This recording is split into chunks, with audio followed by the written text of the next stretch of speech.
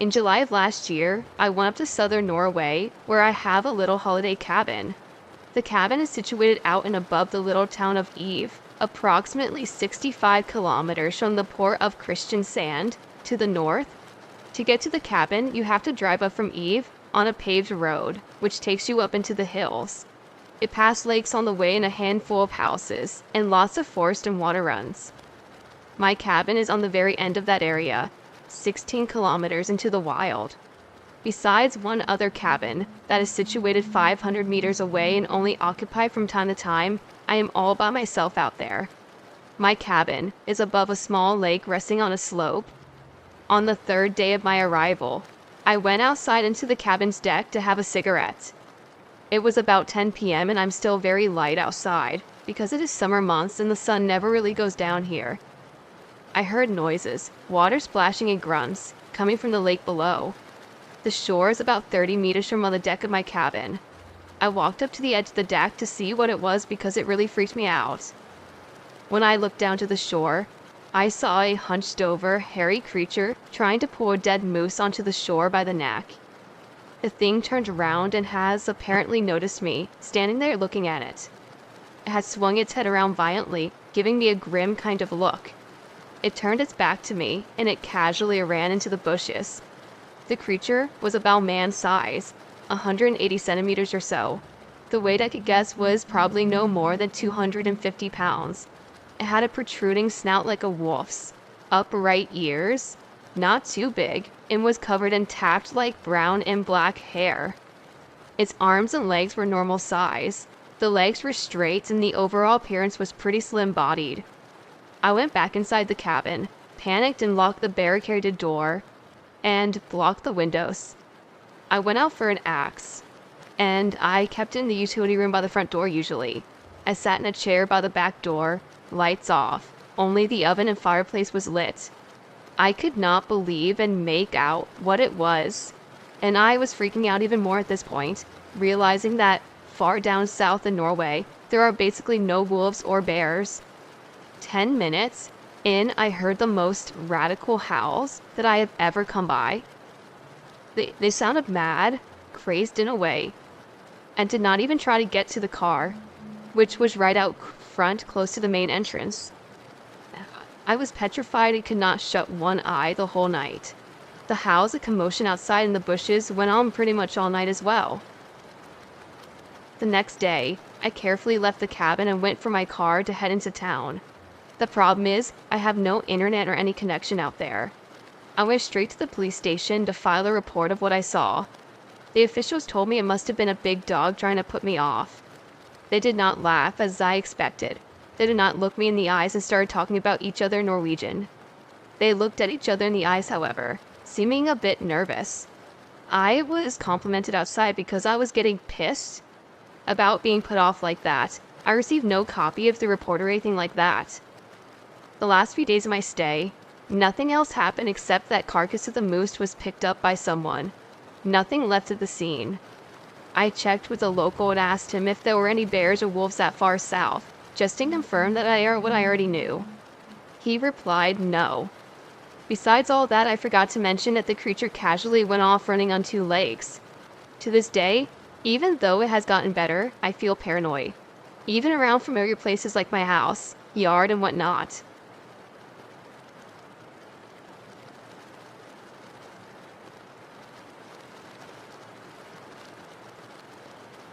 My name is Clara.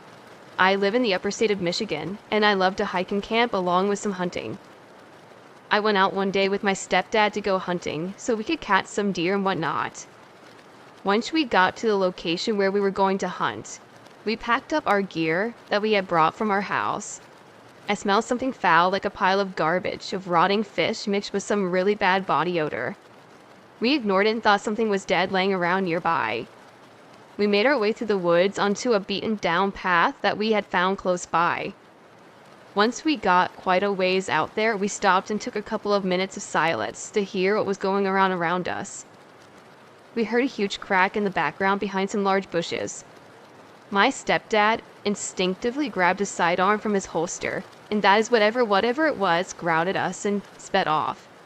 Whatever it was sounded huge and very fast. We of course ignored it, but hiked even faster to where we need to get to. Once we got there, we set up camp and started to make lunch. We had a hot dog and a side of salad as we ate. I started to smell that putrid smell again, which almost made me vomit my food back out. I had to pee, so I went off to the nearest bush I could find and grabbed a flashlight and a hunting knife because it was getting near dusk. I squatted down as I was about to take a pee until I seen something move in the distance. I shined my flashlight at whatever was moving. I could see orange and red glowing eyes shining as I started to become frightened. I pulled my pants back up and ran back to the camp. I told my stepdad about what happened, and he went to check it out. After a couple of minutes, I heard a loud scream in the direction my dad was walking off to. He ran back, panicking. Real bad, with blood oozing down his knee. I asked what happened, but he stayed on silent mode. He packed up our stuff as fast as he could, and we walked as fast as we could to the truck. Once we got halfway there, we heard a loud call from something I've never heard before. At that moment, we started running as fast as we could, nearly about tripping over roots, until, after a couple of minutes or so, we finally made it back to the truck, packed everything in the back, and sped off. We came home and went straight to sleep, but before I saw his knee, which looked like it was hit by a big rock or so. I'm not sure what we encountered that night, but I'm positive it was nothing of this world that we know of. I think it might have been a Bigfoot, but I can only speculate.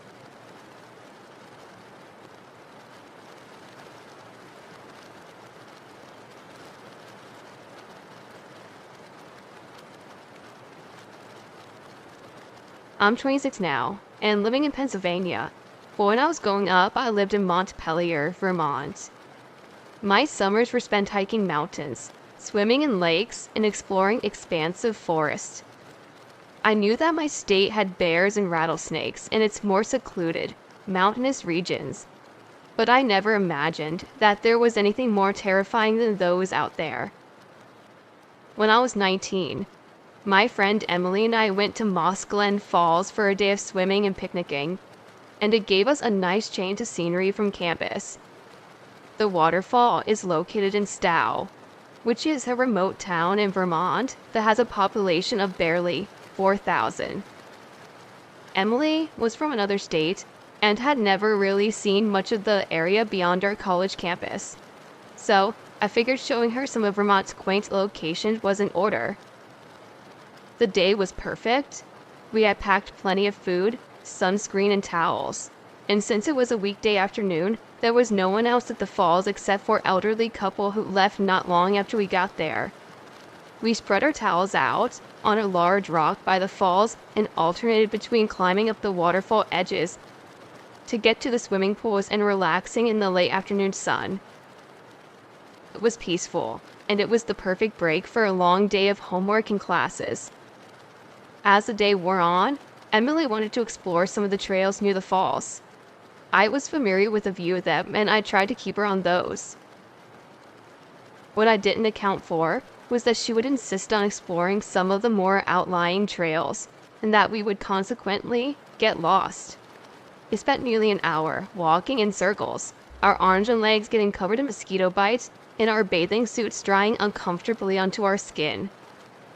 We had the flashlights in our phones to give us a little light once the sun set, but they didn't do much to illuminate the dense undergrowth shrouding both sides of the trail. Finally, we came across a blackberry patch that we were pretty sure we had seen earlier, so by logical default, we started heading down the path closest to the bushes. Emily kept asking me if I heard twigs snapping behind us, and I brushed it off as a city girl being afraid of deer or rabbits. I didn't hear anything myself, so I figured she was feeling paranoid due to it being her first time lost in the woods. Then I heard it. The noise came from somewhere behind us, and it was too loud to be a small animal like a rabbit. I figured it was another person out walking, or maybe a herd of deer passing through. Stow has never been a populous town, and the locals could argue that there's more deer here than people. I ignored the uneasy feeling, building in the pit of my stomach, and kept walking, chalking it up to my friend's paranoia rubbing off on me, and I babbled senselessly about cute guys to keep Emily and I distracted. After about 10 minutes of walking back to the car, we finally came in sight of the trailhead. There was a large boulder where the plaque was on it, dedicated to a young woman who had been murdered at the falls back in 1991. And right beyond that was my car.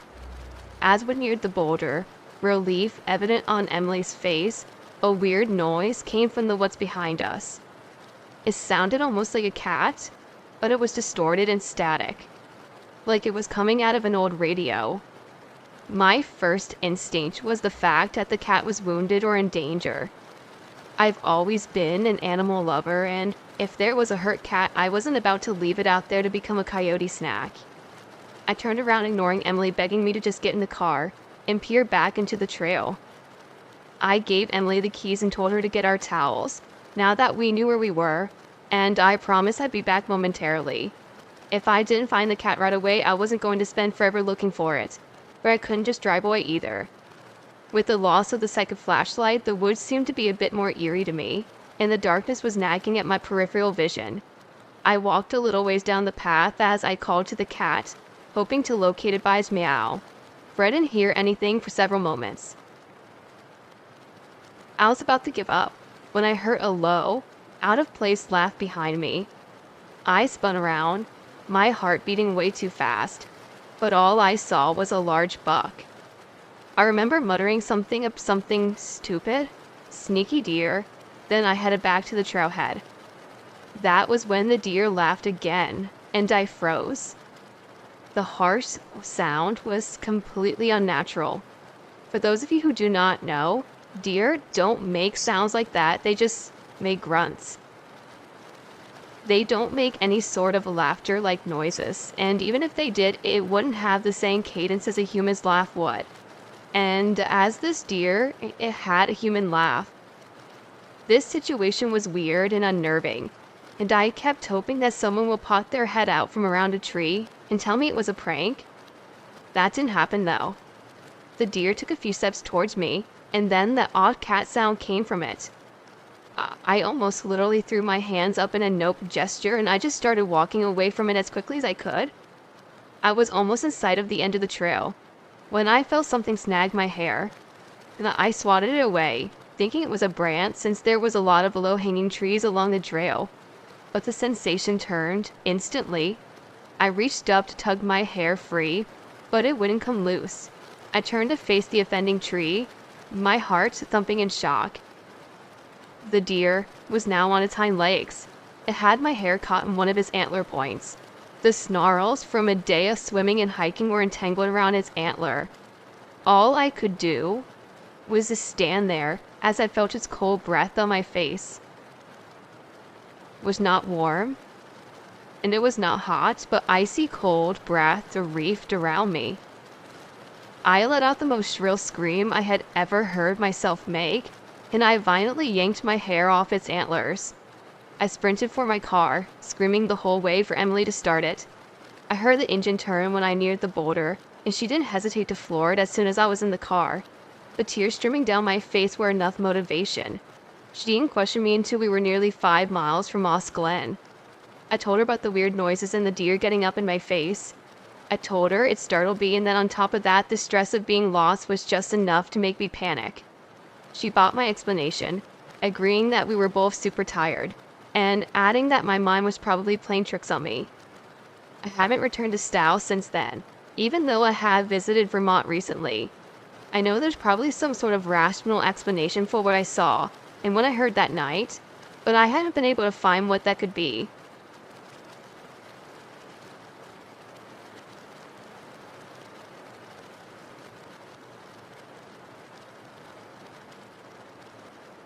Let me just say, I'm a sucker for the paranormal. I have tons of encounters with ghosts, poltergeists, monsters, etc., but this is one of the scariest. I have grandparents. I love them. My mom usually leaves me with them if she has gone for a few days. And one day this happened. I was at my grandparents' place and I was home alone. It was at least 8 p.m. I was sitting on my computer and doing homework. You know, all the stuff that teenagers do. I was going downstairs to get something to drink when I heard what sounded like footsteps. Not in my house, but outside. I was scared because I watched way too many scary stories tonight. But I didn't want to be a wuss and thought it most likely was my neighbor's dog or something, so I went back to doing homework. But what I saw in my window was no dog. It was all black and tall, really tall, at least 12 feet. Me, an 11-year-old boy, 36 kilograms and 5 feet, there was no way I could fight it. I stared at it for a minute, but it felt like it was an hour. Then it jumped out of the window to my backyard, and then I heard my grandfather's voice, Damas. That's my name in Lithuanian. He gives us the key to the door. We forgot it. I was scared but relieved. My grandparents came back and I was safe. But then I remembered my grandparents locked my door. They did have the key and it was only 8 p.m. and they weren't supposed to be back until, well, after 9. I took my GoPro with that stick thing you attach to it and I started filming. I regret that decision with all of my life. Whatever it was, took the camera and started pulling me down. I struggled and yanked the camera back. Then I heard the thing go back somewhere else, out of my yard. I was very thankful for God that I survived. I called the police and showed them the footage and they kind of believed me, I think. They left a man with me until my grandparents returned. My grandparents returned and I showed them the footage and they soon moved out. That place is now abandoned and I miss that place. Sometimes I still go there, but I always bring some kind of protection. I learned about the paranormal and I think I encountered a Wendigo.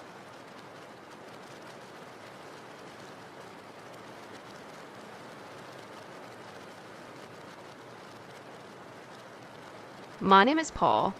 I live in Regina, Saskatchewan, Canada. I have always believed in the paranormal and cryptids since I was a kid. I never experienced anything strange until recent years. One more backstory. I just turned 19. I'm a male, standing about 6'8" and weighing in at 260 pounds. So, I'm a fairly big guy, and nothing scares me really. What does scare me, though, are stories of skinwalkers and the dog man. I have heard stories from my indigenous friends for a while now of a creature known as the Rougarou. I have heard of it before from documentaries, so I had an idea of what it was. I never doubted their stories. One time, I remember that it was stalking one of my friend's homes on their reservation. She was down the block from her house when she saw it, but I don't remember the details that well. She told me a long time ago. If you guys want, I'll have her write it down and I'll submit it to the channel. But my story begins about 3 years ago. So, when I was about 16, around the end of summer, I was at a friend's house. We were just hanging out and playing video games. We stayed up until about 1 or 2 in the morning, but I had to get home because I had to do things the next day. I rode my bike over to his house, so I had to get home using that. I live 30 minutes away, but to me on bike that's like 10 minutes if I ride the path that I take home. It takes me down this really long street that's basically a straight shot to my house. To the left of me is a really big park. It's not lit at all, and on the right, there are houses. I've always felt like I was being watched in that area, especially near the park with no lights. It's always pitch black at night, even in the city. I always bike there by myself, and nothing ever happens. But this night was different. I could feel it. I felt like I was being stalked, so I started biking faster. My bike is a double disc, so it's not a slow bike by any means. And I swear to God, I looked over at the park and saw what seemed to be a dog running at me. But it was much bigger than any dog I've ever seen in the area. So I started pedaling away. I started pedaling harder and harder, and I threw my bike's gear all the way up to 8 and went my fastest, never stopping. For I never heard it running beside me in the park. I didn't want to be in the light. I got to the end of the street and turned onto the sidewalk that went under these train tracks. I looked behind me. It stopped under the tracks and stared at me as I biked away. But I got a good look at it, and my heart sank. It was now standing on its hind legs, and just standing there. At the point that I see that this is no dog. It was bulging with muscles, and it had a human shape. but with a dog head and legs, its arms were the scariest. They were long and had dagger-like claws.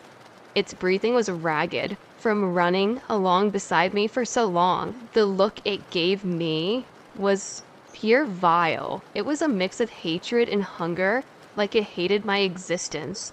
Its fur was darkish yellow, maybe light brown. It looked like how dead grass looks, all withered and dying. I got home in about 2 minutes after that. I was cutting cars off and running lights on my bike. I never biked by there at night again. I'm too scared. I now know what is out there. I live in the prairie, and it camouflaged itself perfectly in the tall prairie grass. I never told anybody this. I'm mostly afraid because no one would believe me.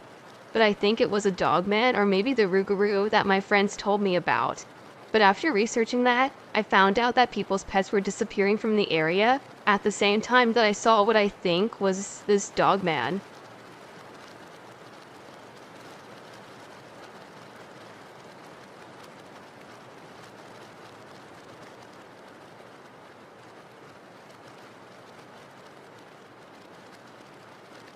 This was about a year ago.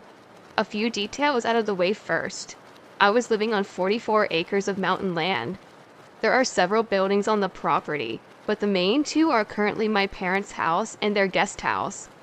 They are only 20 feet apart, or about the distance of a single-lane gravel road.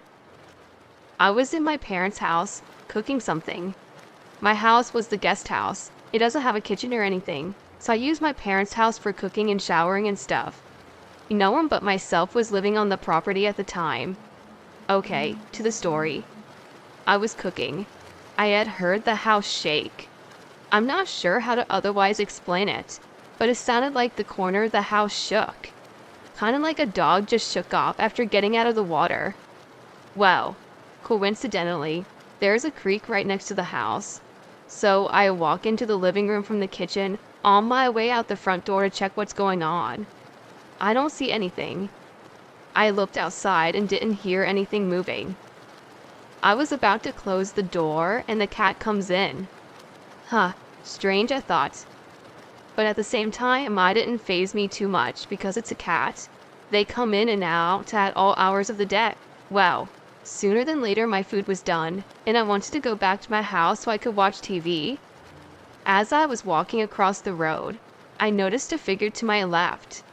So I turned to look at it, and there stands this 5 foot tall, ears stood straight up and were about shoulder high on me, and I'm 5'11", German Shepherd.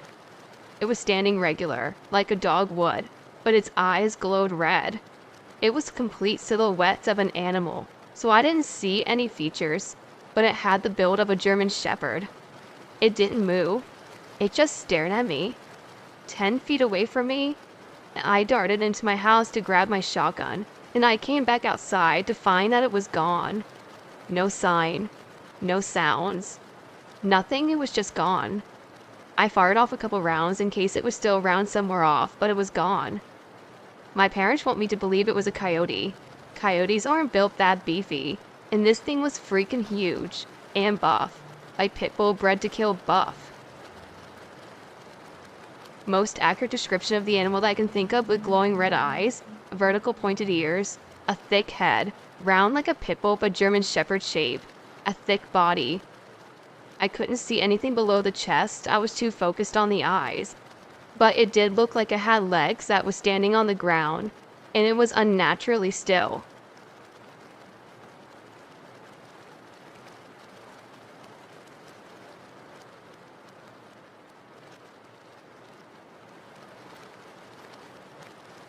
Me and a group of around 5 or 6 friends and family, all older teens who were camping overnight at a private campground on a small lake in the Kettle Moraine State Forest region of Washington County, Wisconsin. The year was approximately 1970 in midsummer. The nearest town was Coaxum. It was very rural farmland mixed with deciduous and pine forests. We chose to relocate our campsite a little bit further from the main campground in a secluded, natural, practically circular clearing. We liked the spot because of the unusual shape and the fact that it contained a sort of carved out depression in the center. Here we wished to build a fire and hang out. The sun began to set. As we built our fire, roasting hot dogs and singing, someone happened to remark upon the primordial setting and how we resembled a group of ancient peoples who have done just what we were doing thousands of years ago. Time passed and the hour was 10 p.m., so we began to exchange spooky stories. The sky was very clear and there was an abundance of shooting stars.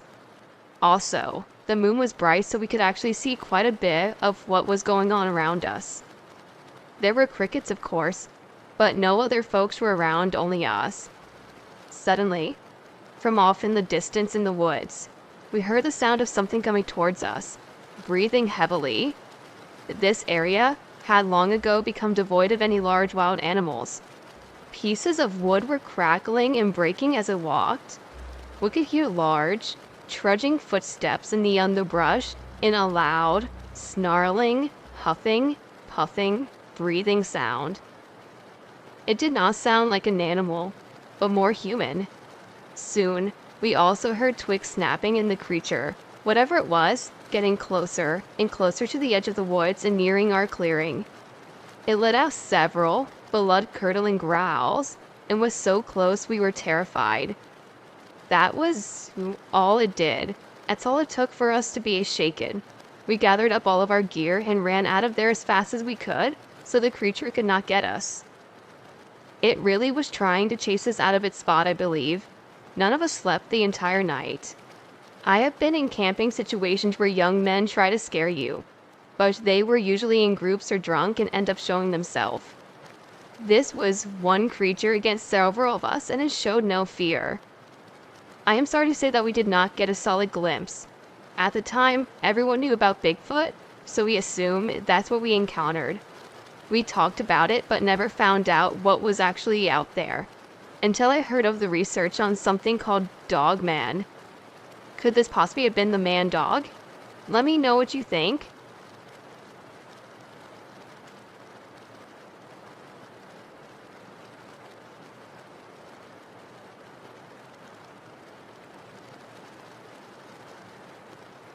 I want to tell you about an incident that happened in Northern California about 10 years ago.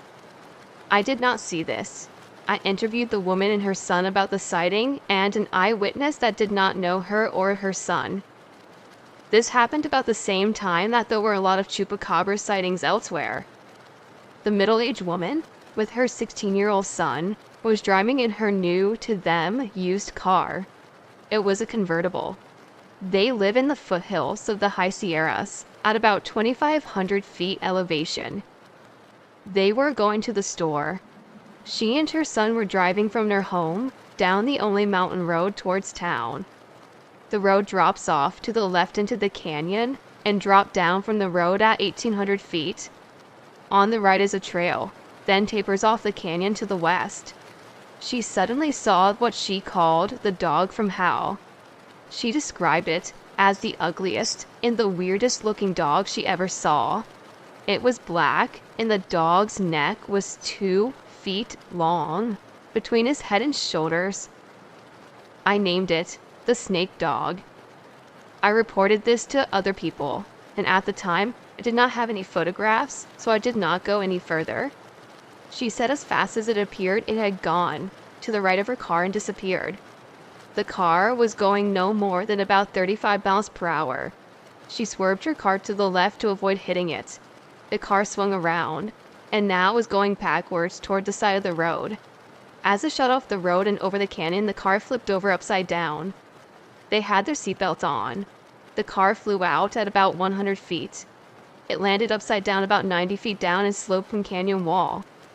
She said that's when they hit the ground. They heard the sound of breaking glass. When all of the movement had stopped, they were both alive. Still upside down, the engine was still running. She reached for the ignition key to turn off the engine. The only injury was her son, Sean, had a scratch on the back of his hand. They both crawled out from under the car after releasing their seatbelts. By that time, help was arriving. You could not see the crashed car from the road going either direction. It turned out that the car behind them witnessed the whole event. A driver happened to have a cell phone and called for help. I talked with that driver and confirmed the whole story. That driver had also seen the snake dog, but by then it was gone and had not been seen again. So what do you think? Have you ever heard of any creature that looked like this alleged snake dog?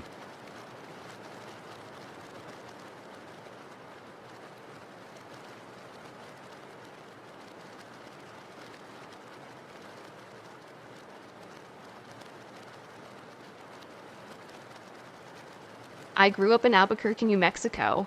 My mom would often take us camping in the summers. This particular camping trip was somewhere in the vicinity of Shiprock, New Mexico.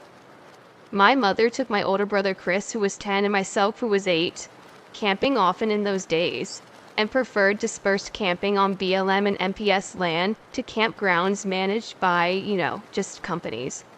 So she'd usually find us a spot and make herself busy by setting up the tents and pit while Chris and I would scamper around and explore the area and be generally unhelpful little shits. On this particular trip, we arrived in the middle of the day, and as Mom started setting up camp, Chris and I started to explore the area around our campsite. We wandered off into the woods around our campsite.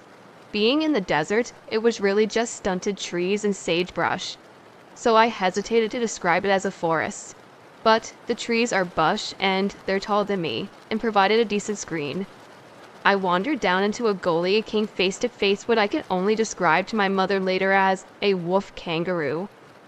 It was crouched low, with long, slender arms reaching down to the ground, and large, pointed ears like a deer. The fur covering its body was sandy brown and patchy as if it had mange. It had large orange gold eyes and a snout like a wolf or a coyote. It bared its teeth at me and stood up. Its full height was probably easily the biggest animal I had ever seen, towering over us and the sagebrush. I had never been, and probably still have never been, as frightened as I was then. Chris and I started to scream for Mom to come to our rescue.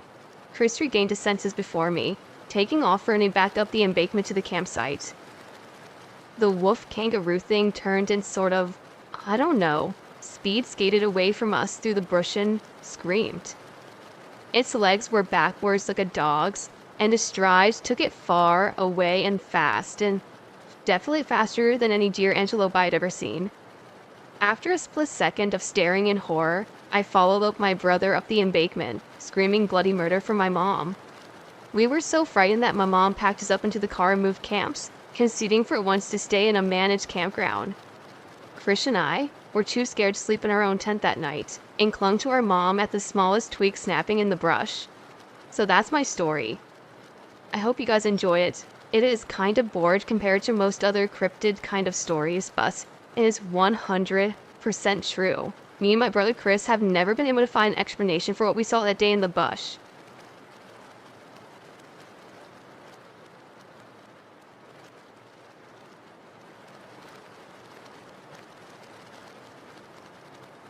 I used to work at a local coal mining company on the Navajo reservation as an operator for a coal haulage crew.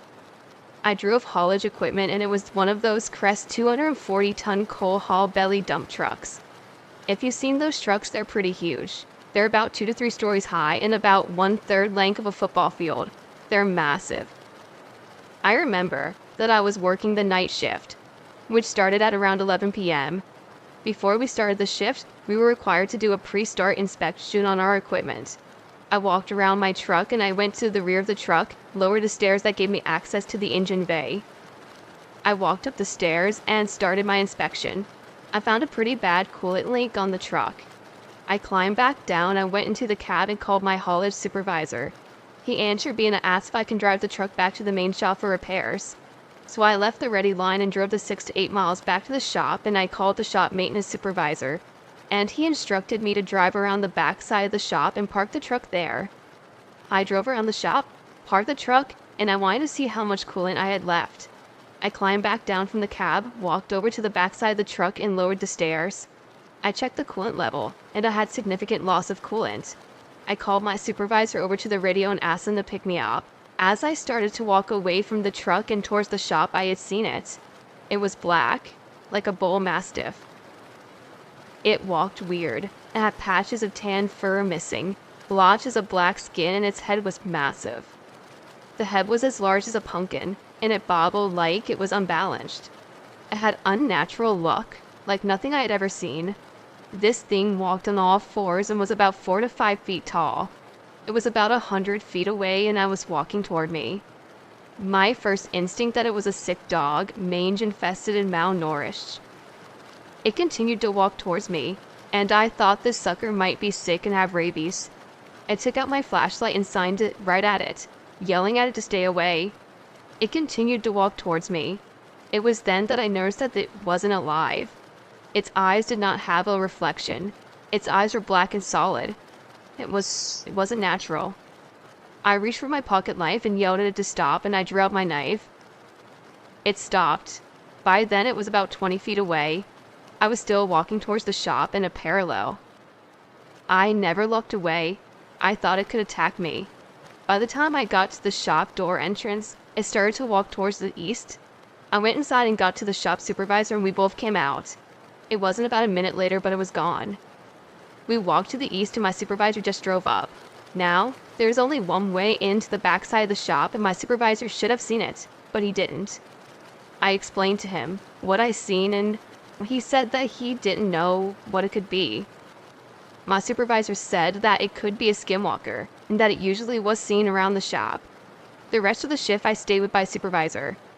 I think he was scared too. I wasn't scared, nor did I go into shock like some people describe, but it was an experience that I will never forget.